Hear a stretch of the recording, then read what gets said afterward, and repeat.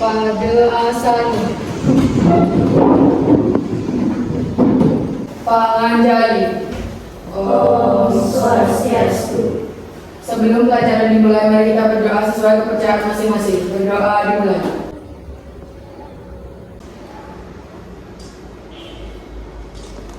Berdoa selesai.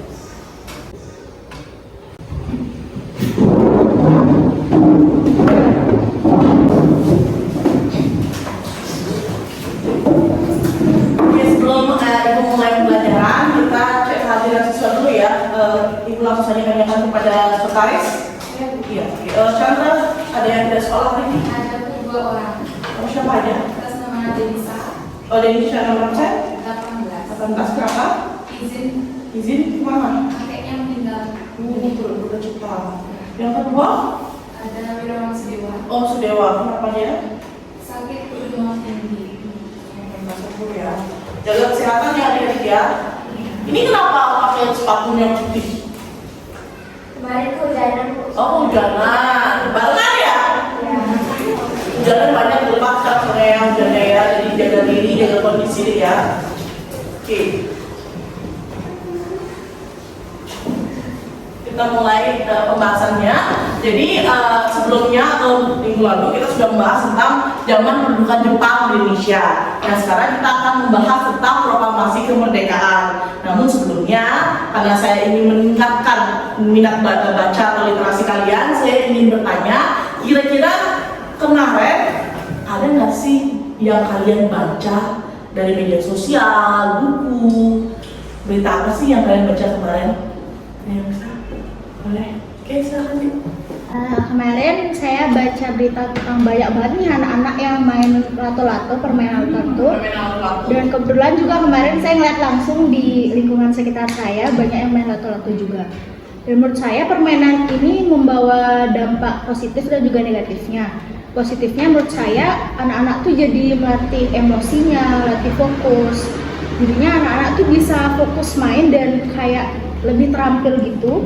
Tapi negatifnya juga mungkin bisa kepentok bolanya dan juga luka. Oke, bagus. Ini kata temennya ya, itu dia temennya membaca katanya ada maraknya fenomena lato-lato dan melihat sendiri bagaimana anak-anak bocil-bocil yang tadi bilang ya, itu suka sekali sekarang memainkan lato-lato. Nah sebenarnya fenomena lato-lato ini sudah pernah terjadi dulu ya. Nah namun mungkin dalam waktu hilang karena gadget ya. Nah ini juga hal positifnya ada lato-lato. Anak-anak yang dulunya cenderung dengan gadget terus dengan HP-nya itu sekarang sudah mulai berubah dan lebih melatih konsentrasi mereka dengan menggunakan atau memainkan lato-lato tersebut. Jadi biar tidak main HP jadi liburannya ya, walaupun ada juga dampak negatifnya kalau benjol itu ya bentuk kena lato-lato itu sendiri. Tapi namanya belajar ya mungkin langsung bisa, pasti ada prosesnya.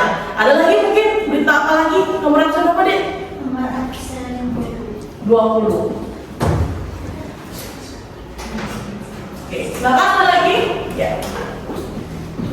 Beritakan bahwa ada seorang nenek yang viral karena pingsan setelah mandi di lumpur. Jadi kronologinya seperti cucu laki-lakinya sedang live di akun TikTok. Nah, untuk mendapatkan tips dari penonton, nenek tersebut disuruh mandi lumpur hingga saat selesai mandi lumpur nenek tersebut pingsan. Jadi kebanyakan dampak negatifnya karena menyebabkan nenek tersebut pingsan.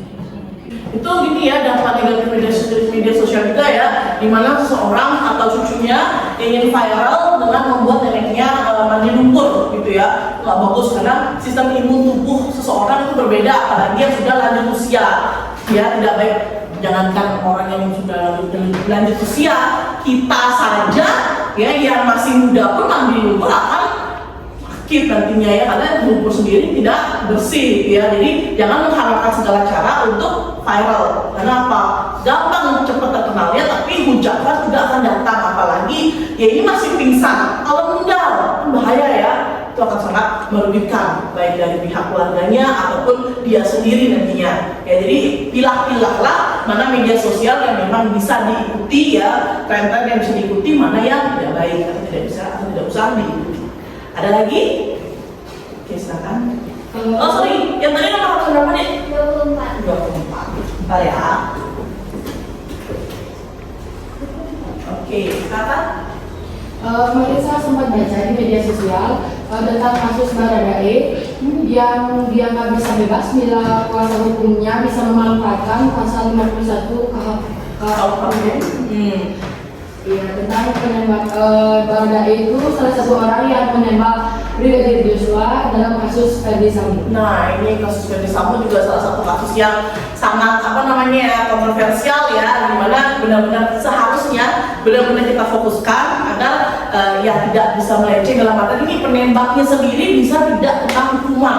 Itu kan sangat ini ya, bisa sangat membahayakan, dimana orang bisa aja disuruh bunuh orang tanpa kena hukuman, kan gampang ya. Itu juga alasan kenapa penggunaan senjata api itu sangat bukan berbahaya, tapi sangat dipilih-pilih lah, diseleksi ya, gimana perjuangannya, terus apa syaratnya, itu ada banyak deh. Makanya tidak semua orang boleh menggunakan senjata api. Nah, kalau kejadian seperti ini, otomatis orang kan berpikir, oh dia aja nggak akan di penjara, dihukum ya, kenapa kita takut dengan hukum kan gitu ya. Jadi hukum di Indonesia, tahu kan kenapa hukum itu ditutup matanya atau lambang di depan pengadilan itu ditutup matanya? Iya, tidak melihat siapapun kamu, mau kamu anak presiden, pejabat atau siapapun, di mata hukum semua orang sama. Ya, tidak adil. Ya, itu dia. Ada lagi kasusnya yang lain atau ada berita lain? Boleh. Kemarin saya pernah lihat di media sosial ada salah satu kapal wisata di perairan Noel. Ulang. Mungkin karena Cuaca ekstrim, benar. Sekarang ini saat ini sedang ada cuaca ekstrim yang sangat ya, bisa tiba-tiba anginnya kencang sekali ya, terus hujan ya tidak berhenti-henti ya, ada matahari, ada hujan. Ini sebenarnya yang membuat kondisi fisik kita yang tidak bagus, mengundang kondisi fisik kita yang tidak bagus, sehingga jaga kondisi makanan minuman yang bergizi ya, jangan dulu makan fast food kalau bisa, baru habis galungan ya, baru habis makan ya, jadi jangan terlalu juga over, sesuatu yang berlebih tidak baik ya. Nah itu dia. Nah tadi ada nomor berapa? Nomor 19 dan 2. Oke, 19. Oke, nah itu dia ya. Jadi kemampuan interaksi kalian mulai meningkat ya. Jadi hampir semua orang atau hampir di kelompok itu ada yang sudah melakukan atau setidaknya mewakili membaca kemarin malam ada peristiwa apa sih yang terjadi di Indonesia atau di sekitar kalian. Nah sekarang kita masuk ke materi berikutnya. Kita akan membahas tentang proklamasi kemerdekaan Indonesia.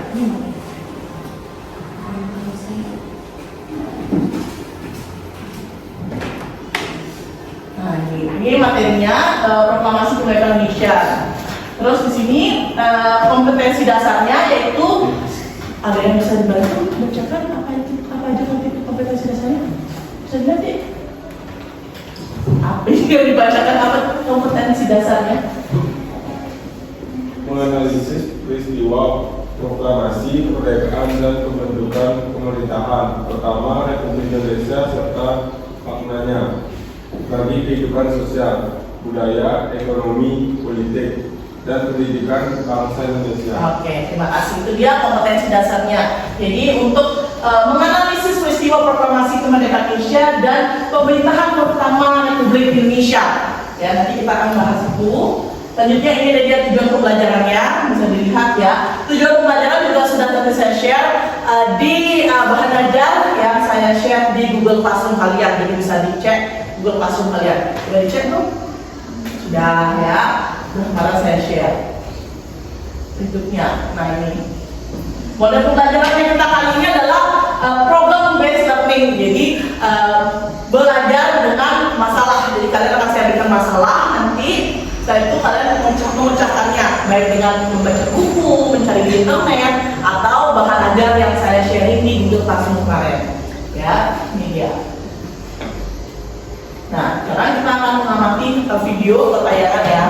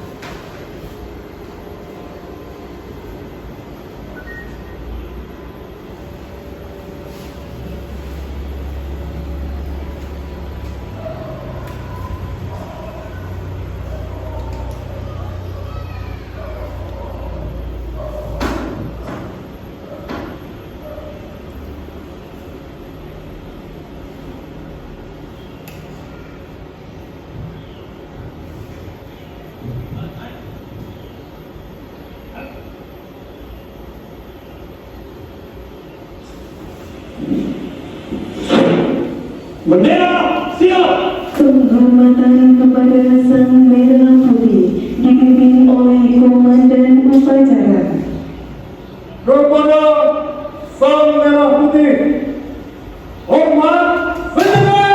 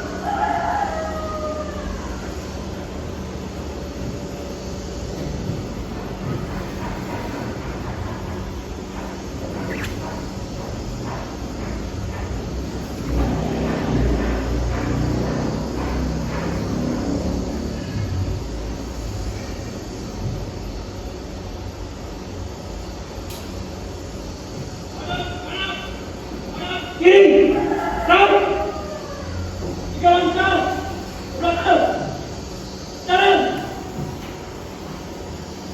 teruskan, terus, pada Sang Merah Putih, hormat, gerak, gerak, gerak, balik kanan, langkah, gerak, maju, jalan,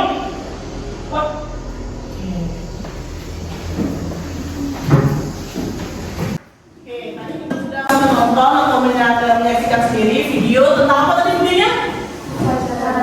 Upacara bendera tentang memperingati proklamasi kemerdekaan Indonesia.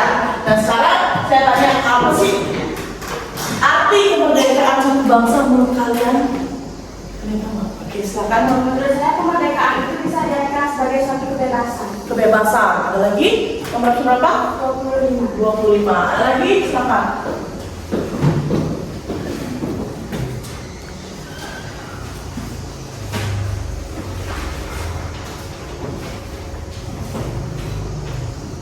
Jadi silakan.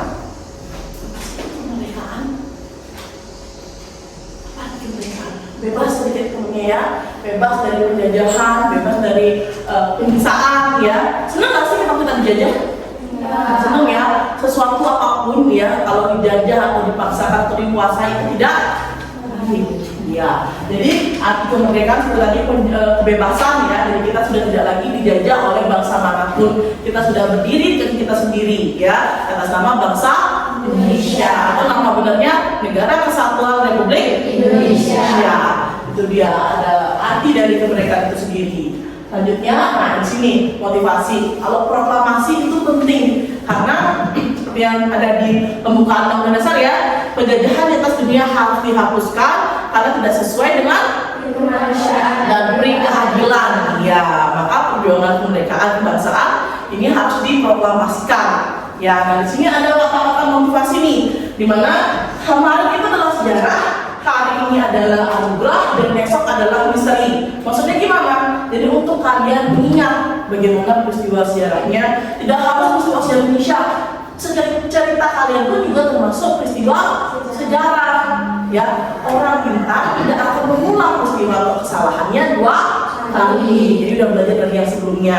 Nah, selanjutnya hari ini adalah anugerah. Setiap bangun hidup dan berucap dong terima kasih. Ya, diberikan nafas.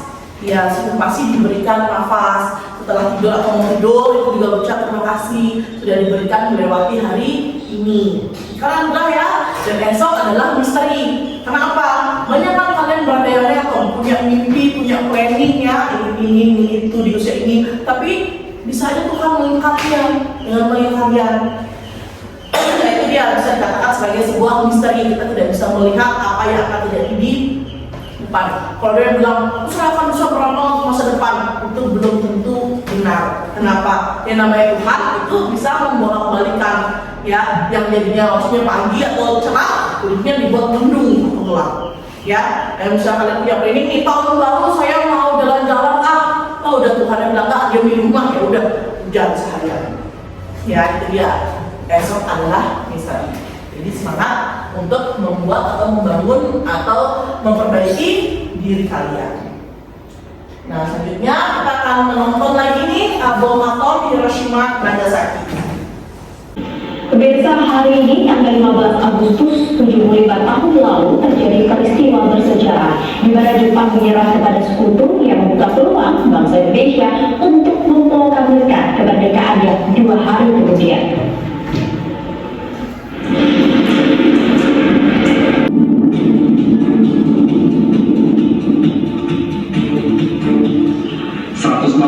Orang tewas ketika nyaris setengah dari penduduk kota Hiroshima yang ketika itu berjumlah 350.000. Tidak berhenti sampai di sana, bom atom kedua dijatuhkan sekutu dari Jepang ketika itu, Shigematsu Sakaibara, menandatangani surat tanda Jepang menyerah di atas kapal perang Amerika Serikat USS Missouri.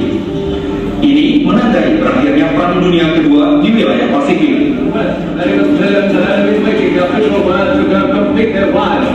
Bagi Indonesia yang saat ini dijajah Jepang, momen ini menjadikan terjadinya perkosongan kekuasaan atas status quo di wilayah Indonesia. Memanfaatkan hal ini, 2 hari kemudian bangsa Indonesia memproklamirkan kemerdekaannya pada tanggal 17 Agustus 1945.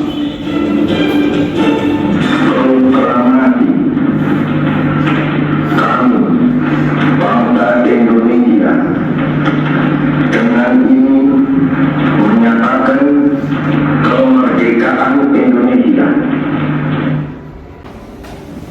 Nah itu dia tadi video tayangan tentang bom atom di kota Hiroshima dan Nagasaki yang terjadi pada tanggal 6 dan 9 Agustus 1945. Jadi di bom atom Hiroshima sendiri itu dikenal dengan nama Little Boy karena bentuknya yang kecil dan ramping. Ya, dan juga di Nagasaki namanya Fat Man, bom atomnya itu mencirikan atau menyerupai dengan Perdana Menteri Inggris pada saat itu namanya Winston Churchill yang sempat dijuluki sebagai Fat Man. Nah, apa sih hubungannya bom atom Hiroshima dan Nagasaki terhadap proklamasi kemerdekaan Indonesia?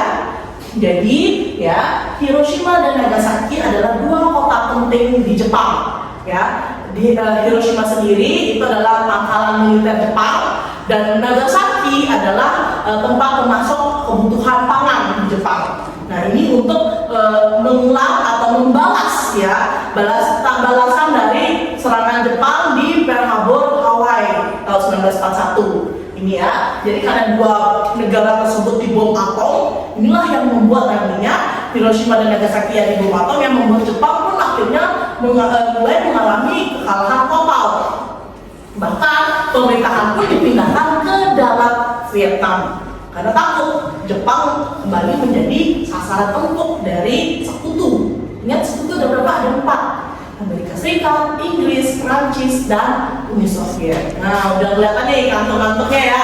Kita ice breaking sebentar ya. Oke, jadi sebelumnya saya belum ini ya yang Basma. Kalau saya bilang Basma, Jaya.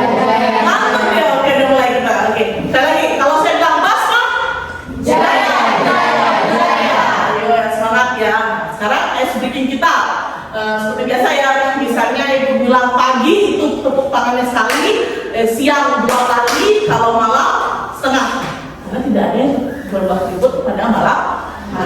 Coba ya.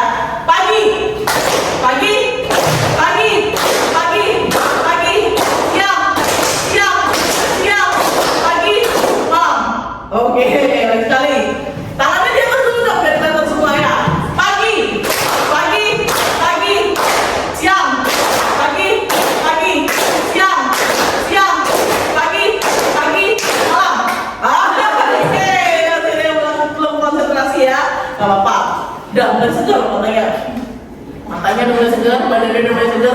Nanti kita goyang-goyang ya. Oke, setelah itu kita lanjutkan lagi pembahasannya tentang proklamasi kemerdekaan Indonesia. Nah, di sini mengamati gambar. Apa sih yang kalian lihat? Nah, ini agak buram ya. Dari situnya emang foto jadul emang agak buram ya. Di sini itu adalah rumah atau markas peta di Rengas Dengklok. Saya udah bilang. Apa maksudnya? Yang pertama adalah markas peta. Yang kedua? Perkumpulan. Itu ada siapa itu? Ada golongan muda dan golongan tua ya, atau ada Soekarno, ada Muhammad Hatta. Yang sebetulnya paling akhir? Iya, pembacaan teks proklamasi. Jadi ini ada gambarnya serangkaian proklamasi kemerdekaan seperti yang bilang tadi ya. 6 Agustus terjadi bom atom di kota Hiroshima. 7 Agustus itu ada pembentukan PPKI, Panitia Persiapan Kemerdekaan Indonesia, atau bahasa Jepangnya Dokritsu Junbi Inkai, yang diketuai oleh Insinyur Soekarno. Pintar sekali ya. Selanjutnya tanggal 9 Agustus itu terjadi kembali bom atom di kota Nagasaki. Nah, akhirnya Soekarno, Muhammad Hatta, dan Ahmad Subarjo pun ke dalam Vietnam untuk menanyakan ya bagaimana status Indonesia setelah Jepang yang menjajah Indonesia itu diserang oleh sekutu ya. Mereka pun ke dalam Vietnam. Lalu ternyata apa? Ketika ke dalam Vietnam mereka tidak diberikan kepastian di PHP ya. Kayak sekarang ya, orang-orang anak muda ada siapa PHP ya? Nah, ya malu-malu ya. Ya, nggak boleh memberikan nama palsu ya, kasihan. Sudah cewek. Iya. Nah di sini tidak diberikan kepastian sama Jepang. Halilah yang membuat nantinya Indonesia atau Soekarno, Muhammad Hatta, dan Ahmad Subarjo pulang tanpa ada penjelasan. Dan ternyata ketika mereka bergerak pulang, ya Subarjo tidak mendengar melalui radio bahwa Jepang sudah menyerah tanpa syarat kepada sekutu. Udah kalah dia, ya. Sehingga kalau udah kalah, sudah menyerah tanpa syarat, lalu sudah tidak bisa apa-apa lagi ya. Nah inilah yang nanti akhirnya mendesak Sultan Syahrir, mendesak golongan muda ya untuk memastikan kepada golongan tua tentang berita kekalahan Jepang.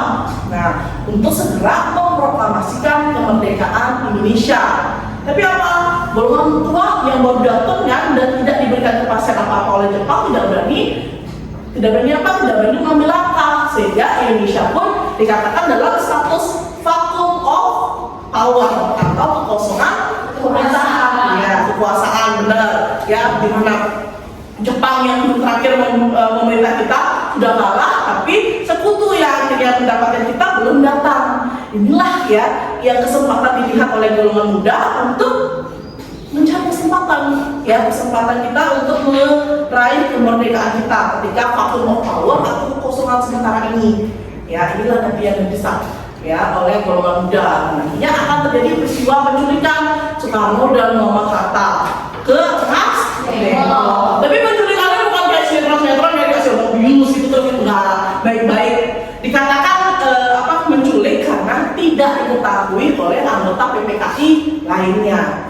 Itu dikatakan menculik ya. Kalau misalnya dikasih atau diketahui mungkin tidak akan dibawa ke Rengas Dengklok. Nah, Rengas Dengklok adalah markas peta sehingga masih aman. Apa sih tujuannya golongan muda selain itu markas peta? Tujuannya golongan muda itu membawa Soekarno, Muhammad Hatta ke Rengas Dengklok. Ada yang mau nggak? Oke, sekarang menghindari Soekarno Hatta dari pengaruh Jepang. Iya, bisa menghindari Soekarno dan Muhammad Hatta dari pengaruh Jepang agar tidak lagi mau menunda-nunda proklamasi kemerdekaan Indonesia. Itu dia ya. Oke. Nah, sini tadi sudah ulasan tentang gambar tadi tersebut. Nah, sekarang kita akan mengerjakan LKPD atau lembar kerja peserta didik.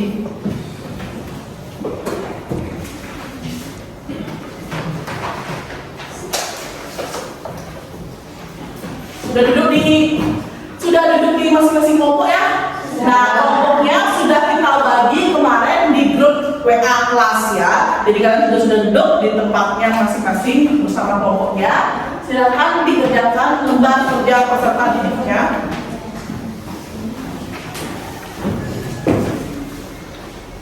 Ini dua karena nggak sekolah itu ya. Sudah Dewa Indonesia ya. Oke. Nah, silakan dicermati LKPD-nya deh ya. Ya, bisa dibuka, silakan dicermati. Di situ ada identitasnya, isi kelompoknya. Nah, kelompoknya kan ada ya, kelompok 1 kelompok apa?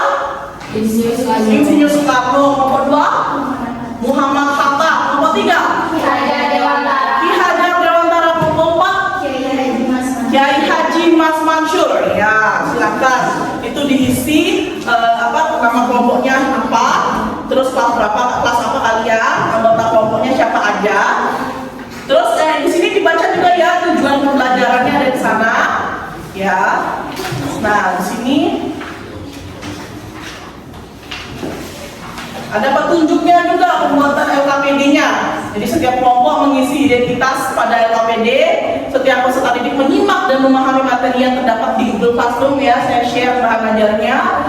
Terus setiap peserta didik terbagi dalam kelompok-kelompok kecil ini sudah. Dan di sini sudah ada masing-masing tugas dari kelompok masing-masing. Kelompok 1 dapat apa permasalahannya, kelompok 2 apa, kelompok 3 dan kelompok 4. Bisa dilihat di LKPD-nya kalian masing-masing. Bisa dicermati ya.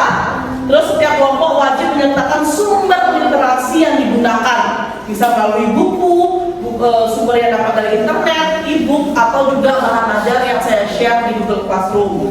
Terus setiap kelompok nanti menuliskan kesimpulan dari hasil literasi dalam LKPD yang telah disediakan. Jadi tekniknya kayak gini, kalian kan mengerjakan LKPD. Nah, nanti kelompok 1 akan mempresentasikan jawaban dari permasalahan yang mereka dapatkan. Nah, nanti silakan biar urut semua dapat ya. Kelompok 2 menanyakan untuk kelompok 1, kelompok 3 bertanya untuk kelompok 2, dan kelompok 4 bertanya untuk kelompok 3, kelompok 1 bertanya untuk kelompok 4. Paham ya? Nah, nanti ketika semua sudah tanya jawab, itu silakan membuat kesimpulan di akhir. Ya, tulis saja kesimpulannya. Bisa? Silakan dikerjakan, bisa dipakai buku siswa, bisa lewat LKS, internet, atau buku atau bahan ajar yang saya share di Google Classroom. Silakan.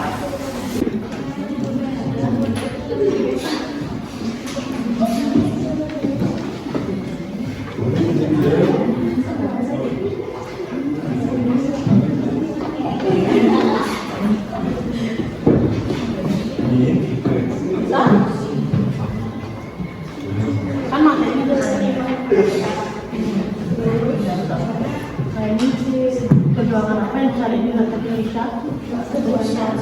Ada tuh di ajarnya angka itu saya dapat. Lalu ditulis di hasil diskusinya ini. Nanti kalian bisa dapat di internet atau di apa literasinya. Bantu temennya ya.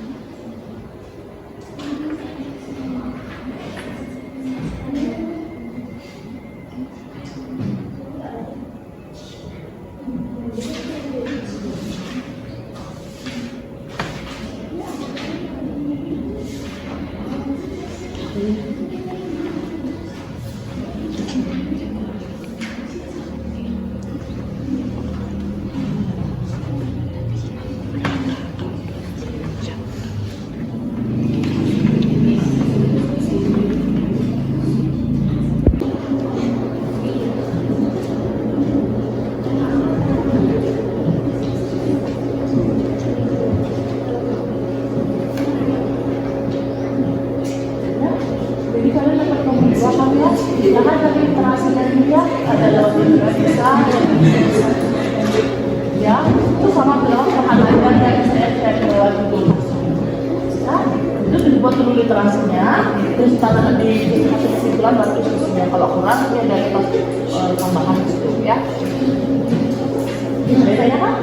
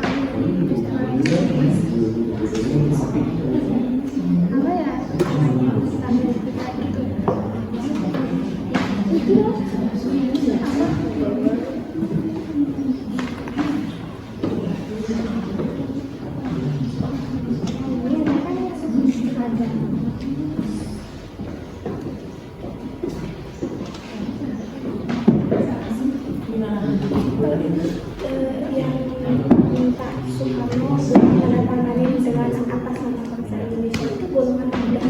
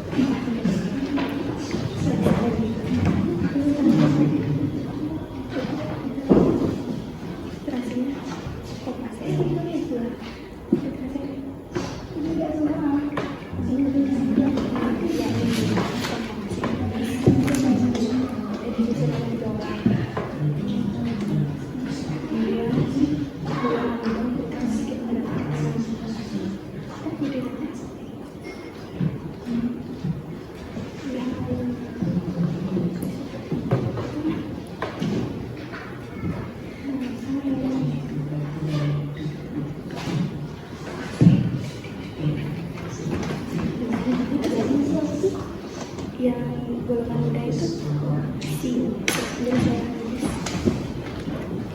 ya, kita kan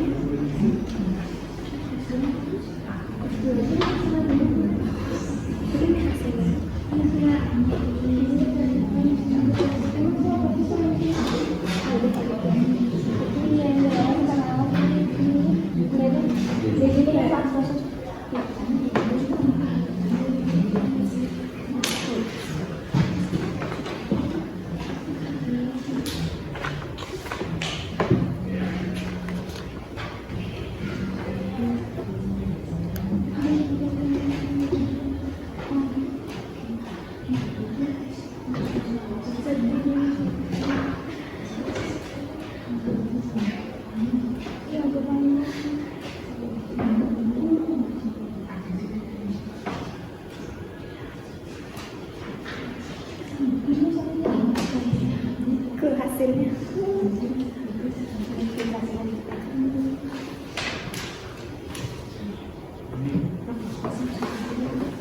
Udah aja nih.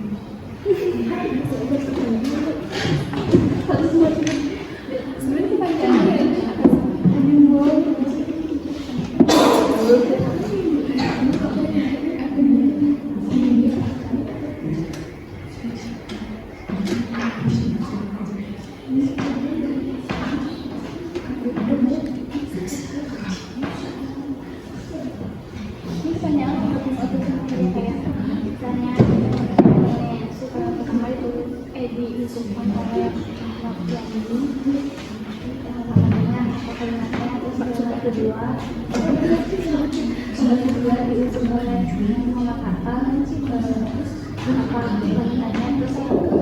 seperti itu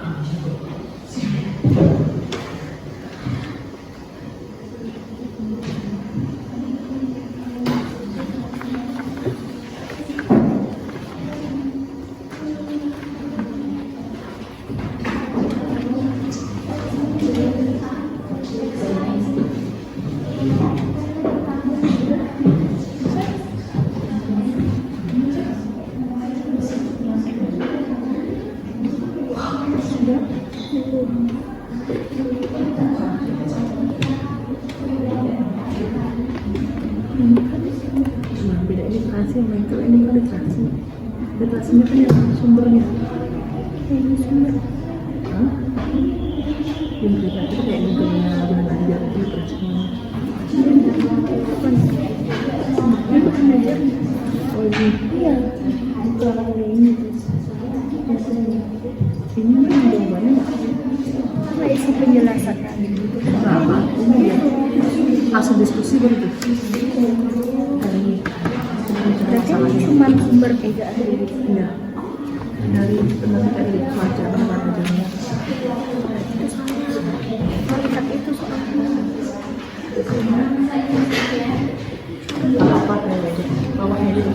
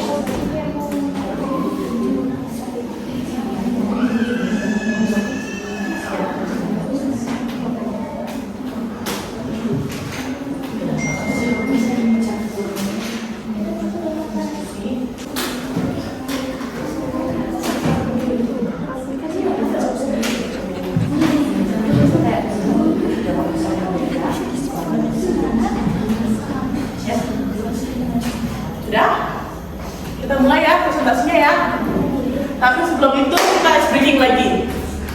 Ya, biar kayak gini ya. Ya, nggak bosan. Kita ice breakingnya kayak gitu.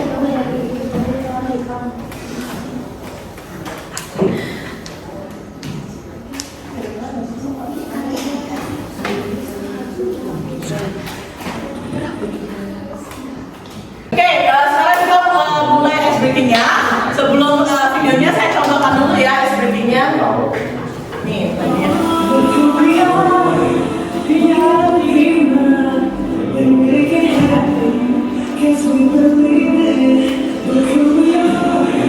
Kalinya kita tak terus.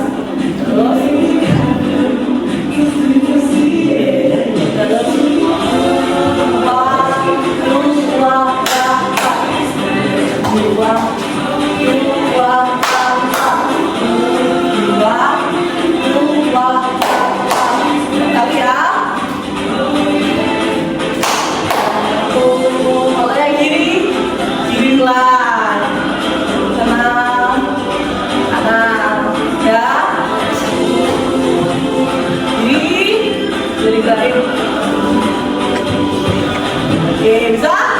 Ya. Oke, bisa. Kita mulai bareng-bareng ya. Oke,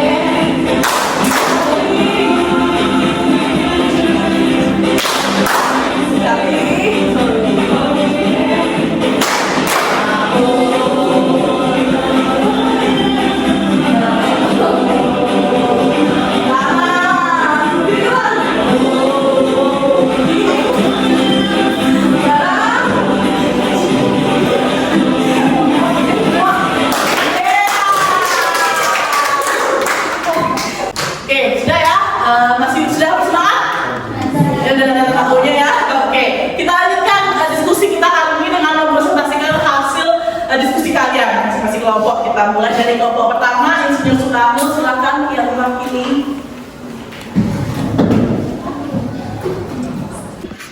Hasil kegiatan berdasarkan literasi kami, pemecahan masalah kami dapatkan dari modul pengayahan sejarah Indonesia semester genap dan bahan ajar materi proklamasi kemerdekaan. Yang kedua, diskusi pemecahan masalah. Hasil diskusi. Perjuangan kemerdekaan pada masa pendudukan Jepang dilakukan melalui 3 cara, yakni 1. Kooperatif. Perjuangan secara kooperatif dilakukan oleh tokoh-tokoh nasionalis yang duduk di lembaga-lembaga penting bentukan Jepang seperti Putra. Yang kedua, perjuangan bawah tanah, yakni perjuangan yang dilakukan kelompok Soekarni dengan menyebarkan cita-cita kemerdekaan, menghimpun orang-orang yang revolusioner dan mengungkapkan segala kebohongan yang dilakukan Jepang. 3. Perlawanan angkat senjata melawan Jepang. A. Perlawanan Chot Pieng Aceh pada 10 November 1942. B. Perlawanan di Singaparna, Tasikmalaya dipimpin oleh Kiai Haji Zainal Mustafa. Kesimpulan. Silakan untuk kelompok 2. Ada yang ditanyakan untuk kelompok 1 atau kelompok lain, silakan. Oke, silakan. Pertanyaan untuk kelompok mengapa bangsa Indonesia masih harus mempertahankan kemerdekaan? Mengapa bangsa Indonesia masih harus mempertahankan kemerdekaan? Orang berapa? 8. Ya, silakan kelompok 1 mau diskusikan dulu. Iya, silakan. Mengapa? Pertanyaannya? Mengapa bangsa Indonesia masih harus mempertahankan kemerdekaan? Mengapa bangsa Indonesia masih harus mempertahankan kemerdekaan? Jadi kita ini ada beberapa fase ya, ada meraih kemerdekaan, ada kemerdekaan ya, mengisi kemerdekaan dan mempertahankan kemerdekaan, serta nanti akan menghancurkan kemerdekaan itu sendiri. Nah, kalian sebagai generasi muda akan ada di fase mana? Kalau meraih kemerdekaan sudah ada G, sudah kita merdeka, mengisi kemerdekaan dan menghancurkan kemerdekaan itu pilihannya. Jadi harus bijak ya, jadi generasi muda untuk mengisi kemerdekaan cara apa? Kalau udah upacara bendera, jangan kan upacara bendera 2 jam ya, 5 menit aja berdiri di lapangan sampai panas, itu kan alasannya ya. Ya, jadi sebagai generasi muda harus lebih bijak dalam mengisi kemerdekaan.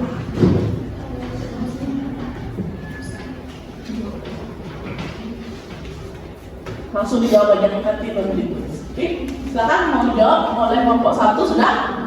Mengapa Timbang masih harus mempertahankan kemerdekaan? Bukan jawaban pertanyaan. Mengapa bangsa Indonesia masih harus mempertahankan kemerdekaan? Karena banyak bangsa asing yang tidak menyetujui akan kemerdekaan Indonesia, terutama bangsa Belanda dan Inggris. Gimana kelompok 2? Bisa terima? Bisa. Jadi mengapa kita masih harus mempertahankan kemerdekaan? Ya karena juga dari bangsa-bangsa lain masih ingin menguasai Indonesia. Jadi itulah kenapa kita harus tetap mempertahankan kemerdekaan kita. Oke, ada yang boleh ditanyakan untuk kelompok 1? Oke, pertama kelompok 1. Kita lanjutkan ke kelompok 2. Silakan kelompok 2. Baik, saya di kelompok pengamatan ini memaparkan hasil kegiatan diskusi kami dengan materi yaitu kronologi dari peristiwa nasional dan kehidupan yang bisa kita peroleh dari peristiwa tersebut. Hasil diskusi adalah proklamasi kemerdekaan Indonesia pada 17 Agustus 1945 Indonesia melepaskan dari peristiwa tersebut. Peristiwa Tempo merupakan aksi yang dilakukan oleh golongan Indonesia misalnya dengan penculikan Soekarno dan Muhammad Hatta sebelum proklamasi kemerdekaan dibacakan. Penculikan tersebut dimaksud untuk menjauhkan Soekarno dan Hatta dari pengaruh Jepang. Hikmahnya adalah berpikir terbuka dengan menerima perbedaan, kritik dan saran serta mampu menganalisis setiap permasalahan. Oke, itu dia jawaban dari kelompok 2 atas pemecahan masalah yang didapat. Sekarang ada kelompok lain yang bertanya. Oke, sekarang kelompok 3. Terima kasih untuk kesempatannya. Saya ingin bertanya, mengapa Rengas Dengklok dijadikan tempat persembunyian dari Insinyur Soekarno dan Muhammad Hatta? Terima kasih. Silakan untuk kelompok 2.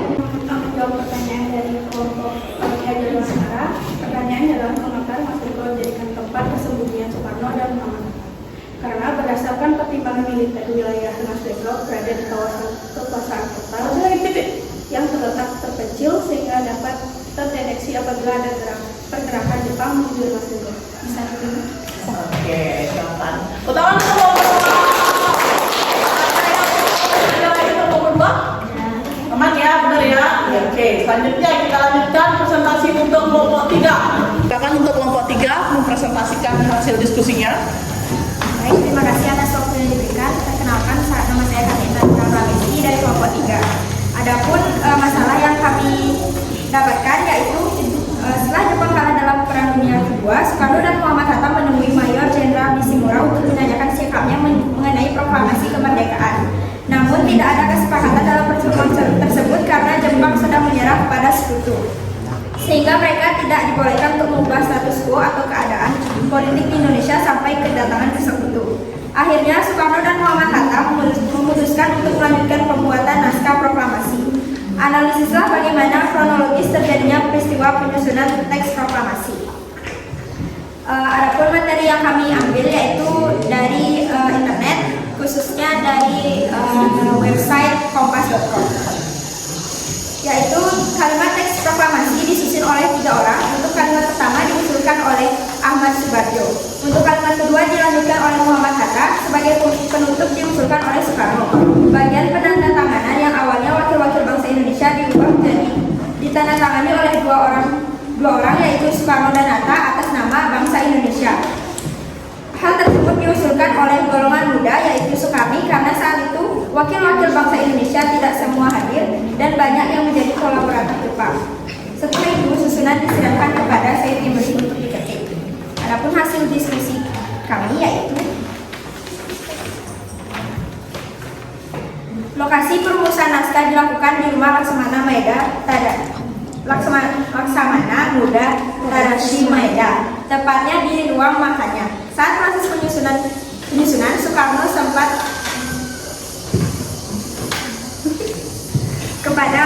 menanyakan kepada para tokoh, ada atau tidak yang mengingat isi piagam Jakarta. Namun tidak ada yang mengingat. Akhirnya isi naskah akhirnya diucapkan oleh Ahmad Subarjo. Sisanya oleh Hatta. Bahasa dalam naskah disusun oleh Hatta. Naskah yang telah selesai ditulis kemudian diberikan kepada Said Imri. Adapun naskah yang sudah rampung atau yang disetujui oleh semuanya yaitu berisi seperti ini. Proklamasi. Kami bangsa Indonesia dengan ini menyatakan kemerdekaan Indonesia. Hal-hal yang mengenai pemindahan kekuasaan dan lain-lain diselenggarakan dengan secara seksama dan dalam tempo yang sesingkat-singkatnya. Jakarta, hari 17 bulan 8 tahun 1945. Atas nama bangsa Indonesia, Soekarno Hatta. Terima kasih. Silakan dia jawaban dari pemecahan masalah kelompok 3. Ada yang ingin bertanya untuk kelompok 3? Oke. Silakan kelompok 4. Saya ingin bertanya, mengapa penyusunan naskah proklamasi dilakukan di rumah Laksamana Maeda? Oke, mengapa katanya penyusunan teks proklamasi atau naskah proklamasi dilaksanakan di rumah Laksamana Muda Tadashi Maeda? Ya, karena kan Maeda ini adalah orang Jepang ya, jadi takutnya malah nanti memberi pengaruh terhadap pemimpin-pemimpin Indonesia. Ya, oke, silakan.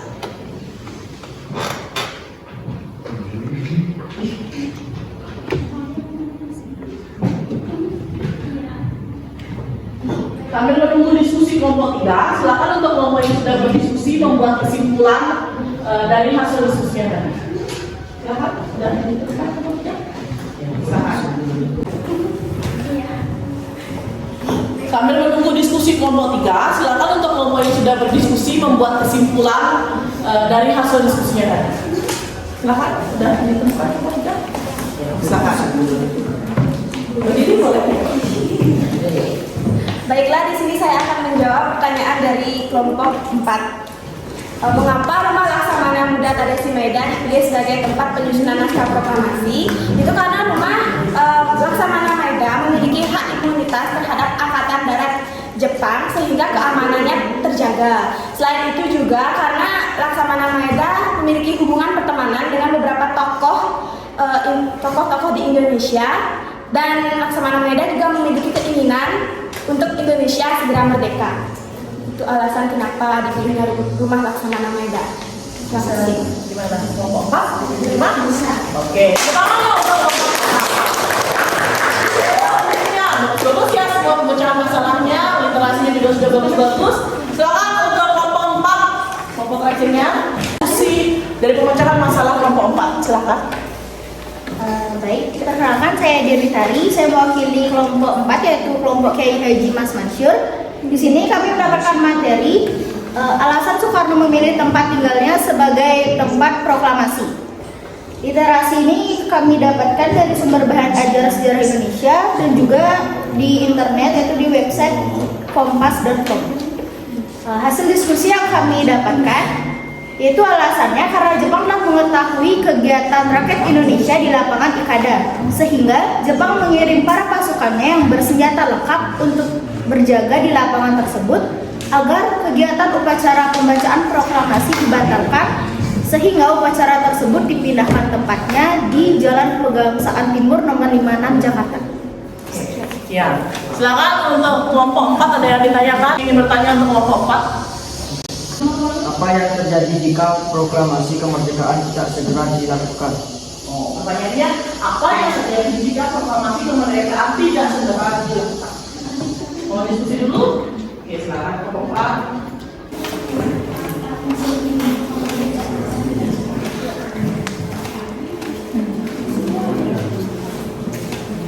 Gimana kelompok 4? Sudah siap? Oke, silakan dijawab. Kelompok 4. Saya di sini akan menjawab pertanyaan dari kelompok 1. Apa sih yang terjadi jika proklamasi ini tidak dilakukan? Kemungkinan Indonesia tidak akan merdeka dan negara-negara lain akan terus menjajah Indonesia. Oke, gimana untuk kelompok 1? Sudah bisa? Oke, terima kasih. Silakan tepuk tangan untuk kelompok 4. Oke, itu dia tadi ya. Nah, saya lupa mencatat nih tadi. Untuk kelompok 1 yang tadi bertanya untuk kelompok 1 nomor berapa tadi? 8. Untuk kelompok 2 tadi yang bertanya untuk kelompok 2. Yang tadi bertanya untuk kelompok 2. Apa saya? 24. Oke, silakan untuk bertanya kelompok 6. Yang bertanya untuk kelompok 3. 6. Absen 6. Yang bertanya untuk kelompok 4. Oke, untuk semua seperti yang tadi saya harapkan dari internet, dari buku ajar siswa, dari buku siswa kalian banyak ya. Jadi dari sini saya harapkan membaca kalian lebih ditingkatkan lagi. Oke, nah selanjutnya kita akan masuk ke penguatan materi.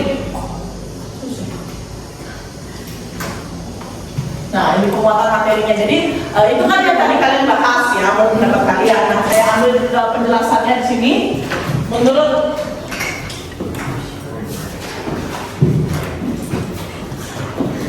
perjuangan mereka pada masa pendudukan Jepang itu ada berdasarkan kooperatif ya, yaitu perjuangan secara yang dilakukan bersama-sama atau dari tokoh-tokoh nasional yang duduk di lembaga-lembaga penting seperti Putra, Pusat Tenaga Rakyat.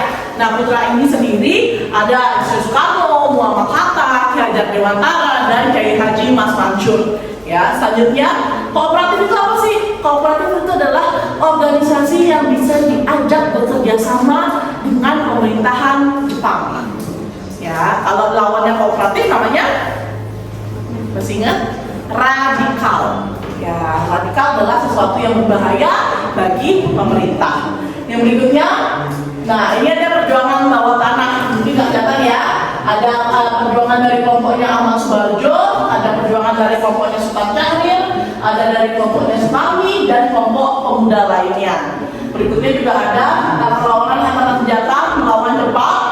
Ini adalah Chok Lieng atau dari Aceh ya, oleh Tengku Abdul Dalil. Terus ada juga dari Kiai Haji Zainal Mustafa dan Supriyadi. Ya, ini adalah perlawanan melawan Jepang untuk penguatan materi dari kelompok 1. Yang berikutnya adalah ini ya, terjadinya peristiwa Rengas Depok. Jadi terjadi penculikan Insinyur Soekarno dan Muhammad Hatta itu dalam peristiwa Rengas Depok tanpa ada kedua pemimpin mempunyai wibawa yang besar sehingga para pemuda merasa segan untuk mendekatinya, apalagi melakukan penekanan. Ya, makanya seperti saya bilang tidak ada penculikan, tapi memang diajaknya ke Rengas Depok secara sembunyi-sembunyi tanpa pemberitahuan kepada anggota PPKI atau golongan tua lainnya.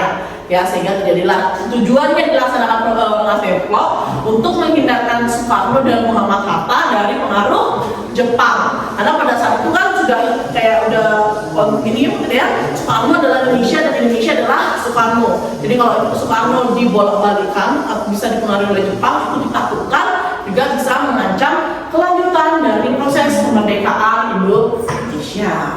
Ya, dan berikutnya, nah ini rumusan teks proklamasi dilakukan di Rumah Laksamana Maeda. Jadi ketika Soekarno dan Muhammad Hatta dibawa ke Rumah Develop, nah sebelum pada malam hari itu Ahmad Subarjo datang ke rumahnya Soekarno, ya ingin diskusi tentang apa nih selanjutnya akan kita lakukan. Tapi ternyata mendapat kabar bahwa Soekarno dibawa ke Rumah Develop. Nah, akhirnya Ahmad Subarjo pun marah, menyusul ke Rumah Develop, ya, merasa bahwa apa yang dilakukan golongan muda ini menunda-nunda ya terjadinya peristiwa proklamasi, sehingga terjadi perdebatan antara golongan muda dan golongan tua. Ya, nantinya Ahmad Subarjo pun menjamin dirinya, ya, jika nanti besok tidak terjadi proklamasi kemerdekaan Indonesia, akan silakan bunuh saya.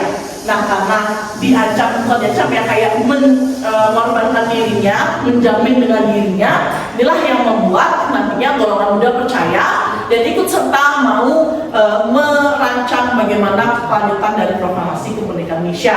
Dan nantinya mereka pun bersama-sama ke tempatnya Nishimura pertama, ya, untuk menanyakan benar nggak sih Jepang sudah menyerah tanpa syarat kepada sekutu, atau Jepang sudah kalah kepada sekutu. Dan ternyata benar, ya. Inilah yang membuat nantinya Soekarno, Muhammad Hatta, tokoh-tokoh Indonesia ya meminta bantuan Nishimura. Tapi karena Nishimura tokoh Jepang, ya, dia kan angkatan perang Jepang, ya, dia tidak berani, tentara Jepang, dia tidak berani membantu Indonesia. Akhirnya tokoh-tokoh Indonesia pun mendatangi temannya yang lain, yaitu Laksamana Muda Tadashi Maeda. Nah, Maeda ini karena dia merasakan penderitaan rakyat Indonesia, ya, perjuangan Indonesia untuk meraih kemerdekaan, sehingga dia pun mau menjamin dirinya untuk melakukan atau memberikan rumahnya, ya, untuk dilakukan pembuatan teks proklamasi kemerdekaan Indonesia. Lebih tepatnya di ruang makannya. Nah, di sana Maeda ada 3 orang, ya, ada Soekarno, Muhammad Hatta, dan Ahmad Subarjo. Di sana Soekarno menanyakan kepada Muhammad Hatta apa isi dari Piagam Jakarta.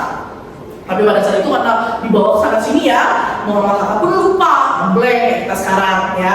Nah, setelah itu ditulis saja, bilang sama Ahmad Subarjo, tulis saja, Bung, kami bangsa Indonesia dengan ini menyatakan kemerdekaan. Itu alinea 1 teks proklamasi kemerdekaan. Dilanjutkan oleh Muhammad Hatta, hal-hal mengenai pemindahan kekuasaan dan lain-lain diselenggarakan dengan cara seksama dan dalam tempo yang sesingkat-singkatnya.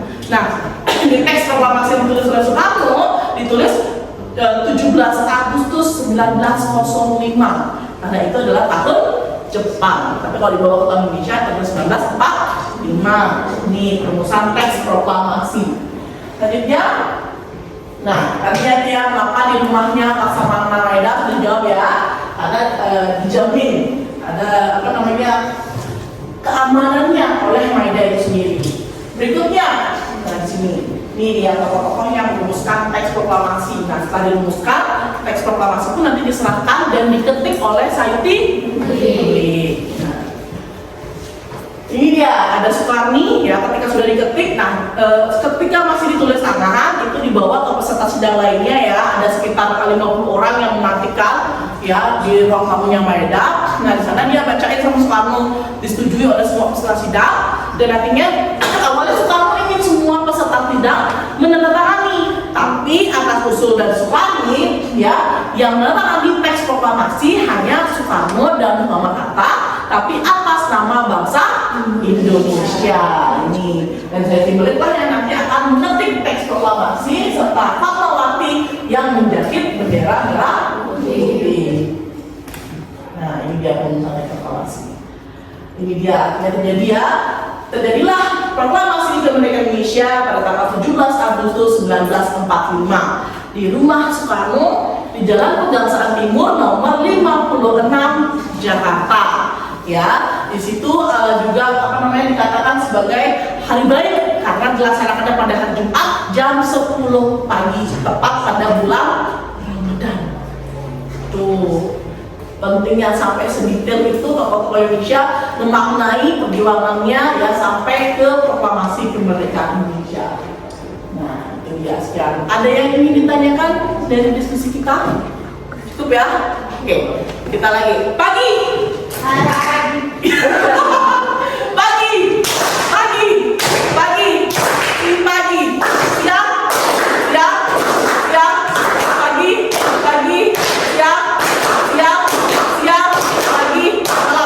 Oke, masih konsentrasinya bagus. Oke, selanjutnya karena diskusi kita sudah berjalan dengan baik ya, literasi kalian sudah banyak bagus bertambah.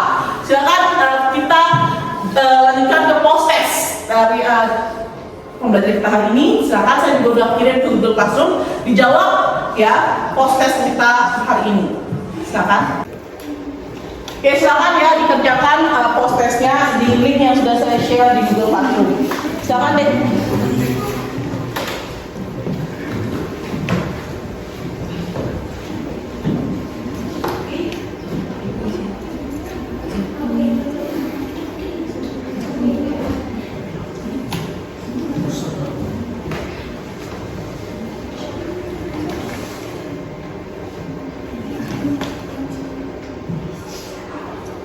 Kerjakan sendiri ya, ini bukan kerja kelompok lagi.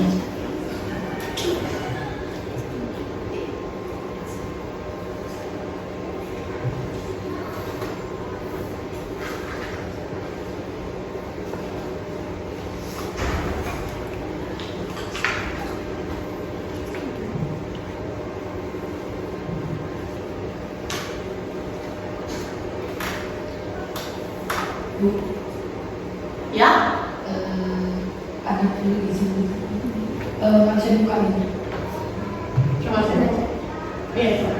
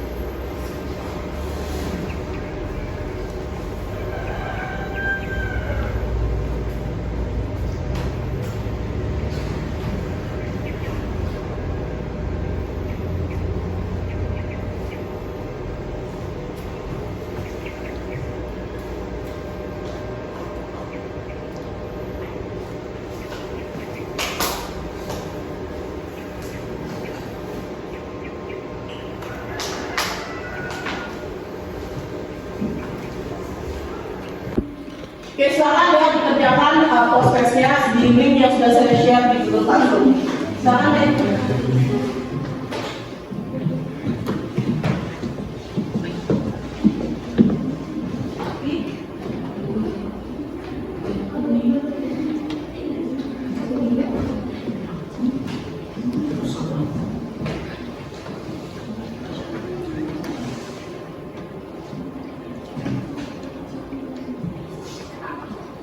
Kerjakan sendiri ya, ini bukan kerja kelompok lagi.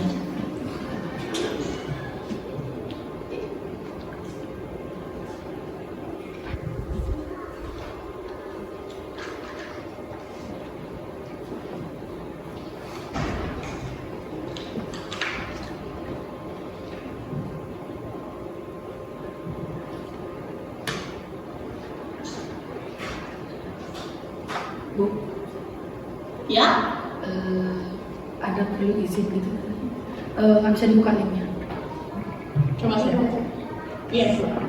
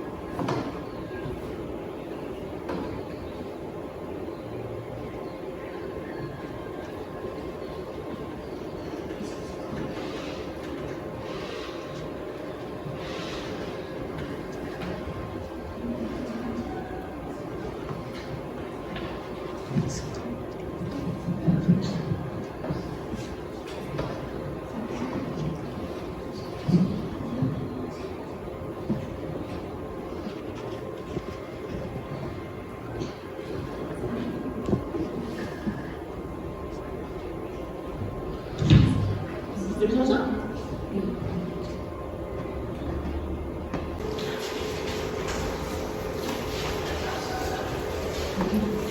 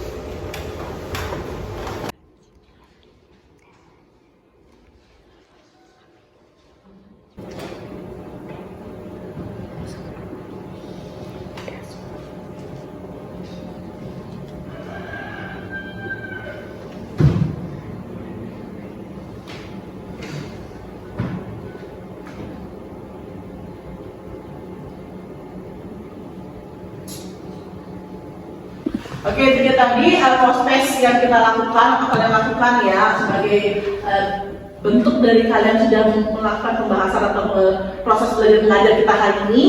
Jadi silakan ada yang ingin ditanyakan mengenai materi proklamasi kemerdekaan Indonesia. Zaman ya. Oke, jadi mungkin ada yang mau membantu Ibu untuk menyimpulkan dari materi kita hari ini. Boleh, silakan. Dari pembelajaran hari ini dapat disimpulkan bahwa masa pendudukan Jepang di Indonesia yang hanya seumur jagung, namun memberikan dampak kekejaman yang luar biasa. Bahkan dapat dikatakan kekejaman Jepang melebihi Belanda. Kebijakan pemerintahan Jepang yang melakukan tindakan penguasaan terhadap daerah jajahannya adalah untuk perang. Proklamasi kemerdekaan merupakan suatu peristiwa penting di mana bangsa Indonesia bebas dari penjajahan dan mencapai titik puncak keberhasilannya dalam melawan penjajah. Iya. Jadi semua negara wajib untuk memproklamasikan kemerdekaannya agar terlepas dari belenggu penjajah. Nomor absen berapa? 30. 30 berarti? 35. Oke, ada lagi yang ingin menyimpulkan mungkin? Sudah semua ya? Oke. Pagi, siang, malam. Oke, masih fokus. Semangat ya, terima kasih. Oke,